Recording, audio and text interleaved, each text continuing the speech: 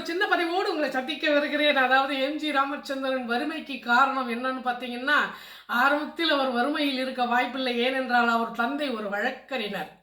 கேரளாவில் வழக்கறிஞராக இருந்தவரை வெள்ளையர்கள் கொண்டு போய் அந்தமான் தீவில் நீதிபதியாக பணியமர்த்தியிருக்கிறார்கள். அவர் நீதிபதியாக இருந்து ஒரு நாளைக்கு 20 பேருக்கு மரண தண்டனை கொடுக்க வேண்டுமா.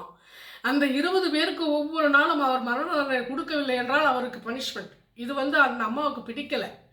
அதனால் அந்த வேலையை விட்டுட்டார். வேலையை விட்டதன் காரணமாக அவர் மீது பொய் குற்றம் சாட்டி அவர் ஜெயிலில் போட்டாங்க. ஏதோ சில சூழ்நிலையின் காரணமாக வெளியில் தப்பிச்சு விடுதலையாகி வெளியில் இலங்கையிலே ஒரு ஸ்கூலில் பள்ளிக்கூடம் வாத்தியாராக இருந்திருக்காரு.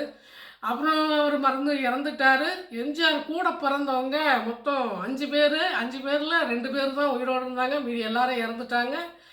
அவங்க அப்புறம் திரும்ப தாயார் வீடு சரஸ்வதி கேரளாவில் சரஸ்வதி கூட இருந்திருக்காங்க. அவங்க தாயார் சத்யபாமா தாயார். அதன் பிறகு தன்னுடைய சகோதரர் கும்பகோணத்தில் அங்கே இருந்திருக்காரு. அவங்க வறுமையில் இருந்தபோது தான் எம்ஜி ராமச்சந்திரனும் சக்கரபாணி அவர்களும் நாடகத்துறைக்கு போயிருக்காங்க. நாடகத்துறையிலிருந்து வளர்ந்து திரைப்படத்துறையில் கால் பதித்து அங்கே பெரிய நடிகராகி நாட்டுக்கே தலைவனாகி வாழ்ந்தவர் நம்முடைய எம்ஜிஆர்.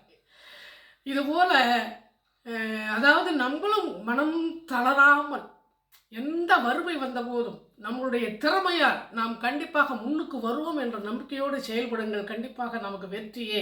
வீடியோ பிடித்திருந்தால் லைக் பண்ணுங்கள், ஷேர் பண்ணுங்கள். சந்திப்போம்.